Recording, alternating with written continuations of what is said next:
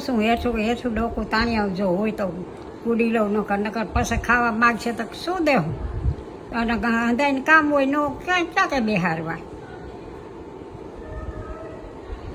ખાઈને વયા જાય તો બસ માથાકૂટ નહીં ને આપણે જે ખાઈ તે હજી 11:30 જ થયા છે 11:30 થયા છે હજી બહુ વાર છે હજી 11:30 થયા હા તમને ભૂખ લાગી ગઈ એટલે તમને આપી દીધું મેં ખાવાનું ભલે નહીં તો છોકરાઓને લાગશે ને ભૂખ એટલે છોકરા ખાઈ લેશે એ તો ભલે ને ખાઈ લીધું એ તો ગમે તે ખાવું છે ને એ તો વહેલું ખવાય તો વહેલું આપણને ઘેટા આખો ન પાસ ભૂખ લાગે